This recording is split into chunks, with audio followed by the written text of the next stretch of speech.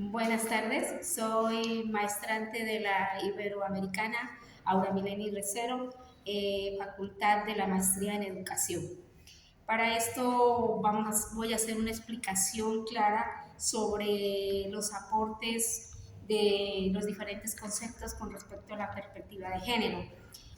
Para esto me he basado en los aportes referentes que nos dio el curso, respondiendo a la pregunta donde dice cuáles son las construcciones históricas que conllevan al abordaje de las perspectivas de género. Entonces, dentro de esto se parte hace muchos años atrás, donde empezamos en el año 1968, donde muchos investigadores inquietos por saber qué pasa con esto, aparece aquí el señor Robert Stroller, donde dice, tengo un libro y vamos a ver cuáles son las diferencias entre el sexo y género. Entonces allí es donde empieza a haber una preocupación y decir, a ver, qué podemos sacar de estos aportes, qué se puede trabajar con respecto al género y qué se puede trabajar con respecto al sexo. Pero no contento con esto porque son muchos los investigadores que quieren saber sobre cuál es la evolución de todos estos términos, cuáles son los aportes desde la historia hasta la actualidad con respecto a la perspectiva de género, qué se dice, qué rol tenía la mujer desde esa época hasta la actualidad, que en esa época empezábamos las mujeres a ser sumisas, a ser dominadas por un poder patriarcal.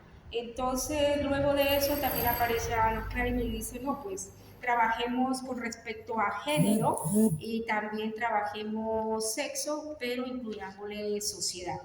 A ver qué podemos sacar de todo este aporte. Entonces, ahí es ahí donde se empieza que el concepto de género a tener como una transformación a partir de los años 70, donde aparecen los interrogantes, las teorías metodológicas planteadas por una constitución y inteligencia asimétrica. Y tenemos la desigualdad.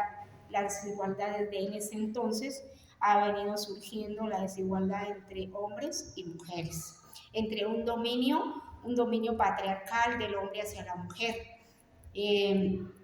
También tenemos otro que es Natalia Samón, dice, no, bueno, hay que empezar a definir cuáles son los objetivos de todo esto y descubrir las variaciones y los papeles que cada uno tenemos, qué roles tenemos cada uno, qué roles tiene la mujer, qué roles tiene el hombre.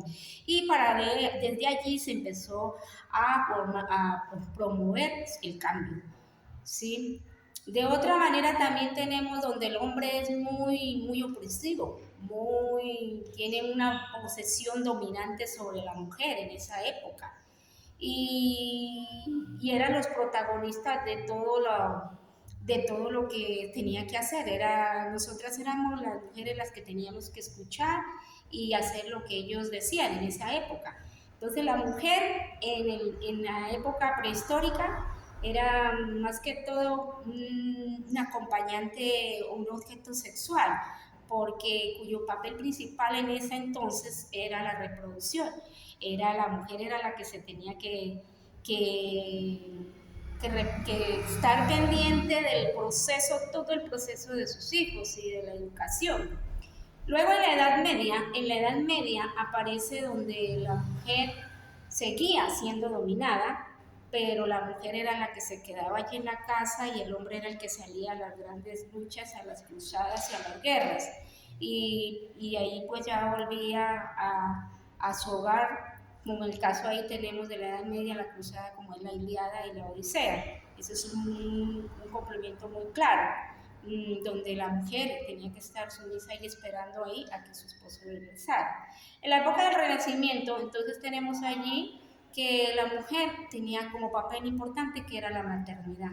Eso era la profesión de la mujer, era ser las reproductoras y la paternidad tenía que estar allí vista en todos los grupos sociales. Eran el ciclo que continúa el embarazo y la crianza y las mujeres estaban forzadas a ser fértiles. Todas las mujeres deberían de estar en esa época, tenían que estar en el proceso reproductivo constante, tener sus hijos y constituían una carga de privilegio todas las mujeres. Bien. Por otro lado, Las mujeres plebeyas eran abismalmente distintas a las mujeres de la nobleza. Entonces miremos que allí había ya como una clasificación de las mujeres. Unos papeles tenía la mujer plebeya y otro tenía la mujer de la nobleza, de la real nobleza. Bueno, la mujer plebeya, ellas permanecían ajenas a toda clase de la educación formal. O sea, ellas eran analfabetas en ese entonces, pero a la hora de las noblezas, ellas sí recibían parte de la educación, ¿sí? A diferencia que ellas solo tenían prohibido enseñar. Mire que aquí no le daban el papel que hoy tenemos, gracias a Dios.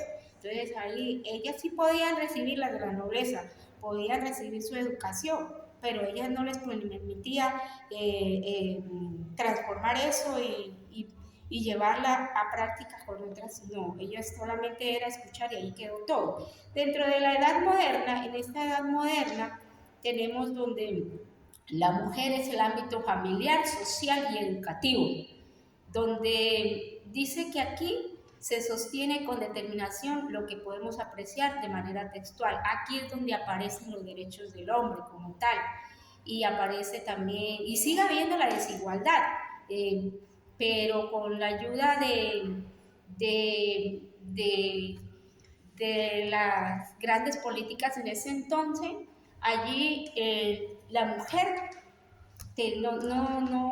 no significaba nada para ellos. O sea, la mujer en realidad no tenía la igualdad y que con el resto de individuos.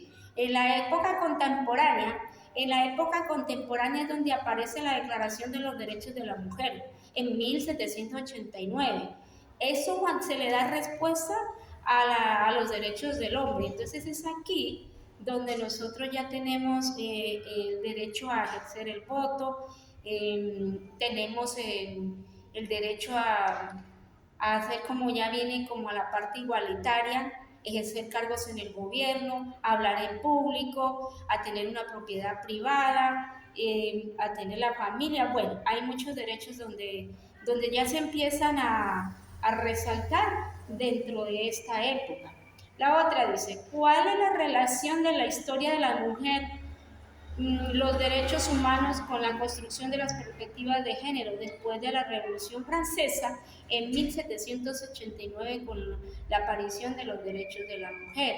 Es aquí donde nosotros tenemos una gran realce, una gran relación, porque ya empezamos como a sentirnos liberadas o a sentirnos ya acogidas, ya no tener como esa separación, como esa exclusión, como esa discriminación como tal. Y es así donde hoy por hoy podemos decir que somos las que somos. Dice, ¿cómo se genera el encuentro de la educación y la perspectiva de género? Teniendo en cuenta lo anterior, la perspectiva de género, entendida como el instrumento de la realidad y impregnar de manera transversal las leyes institucionales y sistemas de organización de la sociedad de la idea de la igualdad, donde se mira ya que aquí hay una igualdad. Aquí empezamos a ver, en la actualidad ya nosotras tenemos derecho a tener un empleo público, tenemos derecho a vestirnos libremente, mostrar nuestro rostro, sí. Entonces es así donde estamos siendo ya como escuchadas dentro de la sociedad. Bien, para todo esto voy a resumirlo con unas coplitas, unas trovas. Eso.